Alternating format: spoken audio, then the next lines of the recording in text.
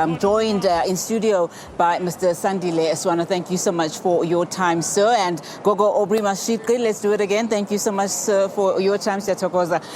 Gentlemen, of course, a lot happening today. It's been a long, long day. 97% or so of the votes captured. Sandile, perhaps let me start with you. And just on the back of what we've just heard from the ANC, I mean, Jesse Duarte, of course, admitting that, you know, they are disappointed with the turnout of the voters this time around, but says that the people are more upset with the service delivery that the party has been giving them, but not necessarily the renewal message and the renewal policy of the ANC. But contrary to what we've just heard now from that clip saying that the ANC renewal policy is much larger than just focusing on the party. Just your sentiments around the utterances made here by the ANC. Yes, the matter of renewal, it depends where you want to start, but let's just focus on local government. In 2016, it was a historic moment when the African National Congress lost the metros. It was a clear message from the ordinary masses inside the ANC first and foremost to say your processes of selecting representatives of the people are not credible. So there was first and foremost this dissatisfaction inside the ANC. So they've had the period from 2016, after the results came out, until today to do a renewal in their leadership selection processes. Those leadership selection processes have not been renewed. Instead, there has been an escalation of murders and assassination of candidates within the African Congress in the contestation. They could not finalize their list for these elections. We don't know who their mayoral candidate is because the contestation is there. So this is a leadership organization that has no credible process of selecting leaders. And once it falls out there, then everything flows from there. They can deliver water, they can deliver electricity, because they have a serious human resource problem that they are unable to resolve. Now, Aubrey, just talking again about the ruling party, earlier we heard from Action SA, Herman Mashaba, saying he will not, reiterating 1 million times in fact, will not go into a coalition with the ANC. He draws the line. Of course, the Treasurer General of the ANC hitting back, saying that they're not desperate. They will not go into any coalition with just any party. But also at the same time, coming out very humble, saying, that they are ready to go into coalition with parties to make this country better or to provide better services. What do we make of, just as parties are coming together and negotiating who they will form coalitions with at this moment? Well, I think the first problem, Unyati, the political parties will have to confront is the fact that coalition government has suffered serious reputational damage between 2016 and 2021. So collectively and individually, the political parties will have to find a cure for this reputational damage. Now, the cure is not to make more statements, because words are not what they describe. I always say, for instance, that the word cat is not a cat. We've heard many words coming out of the mouths of many a politician during a campaign. We're going to hear many more words in the next few days. What voters want, particularly those voters who did bother to go and vote on the 1st of November, is to see a gap between the words of the politicians and what those words describe. Now, when it comes to parties like Action SA, they will have to think of how they want to participate in this coalition government with an eye to the next election, which is in 2024. If in the end they become associated with the reputational damage of coalition arrangements, they themselves may be punished in 2024, given the fact that one of the reasons we had such a low voter turnout is because South African citizens have lost confidence in the political class in its entirety. They have lost confidence in electoral politics, and they've lost confidence in democratic processes and their efficacy when it comes to delivering on the promise of a better life.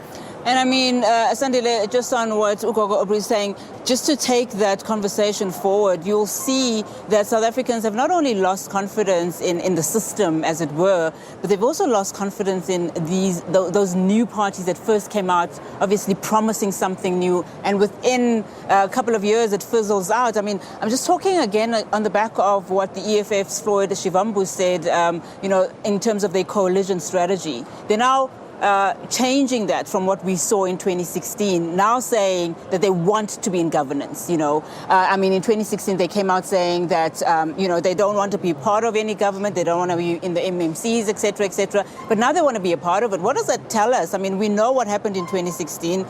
We know what's happening now. We're sitting in Swana at this moment in time where we know that they didn't necessarily go into full coalitions, but they had friendly kind of arrangements with certain parties. But now it seems that they're shifting gears in terms of their strategy as it comes to coalition parties. The DA saying that it wants, to go into partnerships with parties that are willing to have a stable coalition. What can we make of these utterances about coalitions? Again, it just casts an eye of doubt, as far as the electorate is concerned, in terms of, are you going to actually do what you said you were going to do? Yeah. I think let's start with this issue of coalitions, because first of all, coalitions are totally unavoidable right now. So, and secondly, going forward, coalitions are going to be there. So let's be there. And let's acknowledge that there are certain major institutions that are preparing the ground for proper coalitions to be formed. SALGA, I was told, is going to publish a guideline on how these coalitions should be formed. If they've not already released it, I haven't checked. MISTRA have published a book and so on. There are quite few guidelines that have already been made available. Now, there's a reason why I'm mentioning is just simple. A municipality, the work of the municipality is stated in the Constitution, Section 152. So if you say you are going to go and do something in the municipality, you have to check first and foremost whether this thing is consistent with what is written in Section 152 of the Constitution. Secondly, is it written down in the Municipal Systems Act? Is it there in the Municipal Finance Management Act? So you don't have to be particularly creative, because when you become particularly creative, you are going to propose illegal activities that are unlawful in South Africa to do that.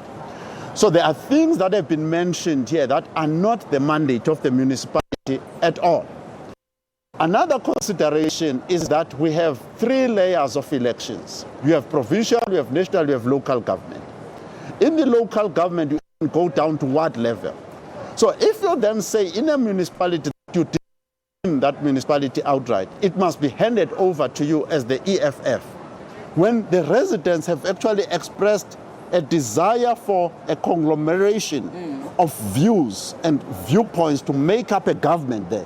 So they have no confidence in any single party. You go into a coalition that nullifies everybody else and the whole municipality is handed over to you. So those types of behaviors or ideas may well find themselves contrary to the spirit of our Constitution altogether. So, however, what is relevant and what the EFF does need to do, I will comment a little bit about the others, but what they need to do, and they know this, is that they have no practical experience of running any institution in South Africa. And the party, unlike Herman Mashaba and the Action SA, at least they've been there, run the seat of Johannesburg. We can see they can make a success. The EFF needs to be part, whether they just take the technical services in a municipality and say we'll be MMC of this and start building a proper track record. Sandile, before you go into other parties, let me perhaps just bring in Gogo Aubrey just to respond to that. What would a stable coalition look like? What would that entail? I mean, we've heard so many parties saying that for them, it is to make sure that service delivery happens at local level. But at the same time, most of the parties are saying whoever they go into partnership with, they have to be aligned in most of their policies. I mean, are we ever going to then see a stable coalition where we're saying, we're parking some of these principles, some of these structures that we believe in, so that we can make sure that, service delivery does actually happen in this municipality?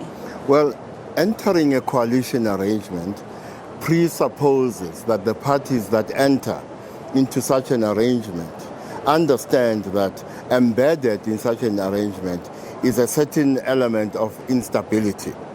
And therefore, one of their primary tasks is to manage that instability so that it does not compromise delivery. Each party that enters into a coalition arrangement must bear in mind that the majority of voters in that municipality did not vote for them.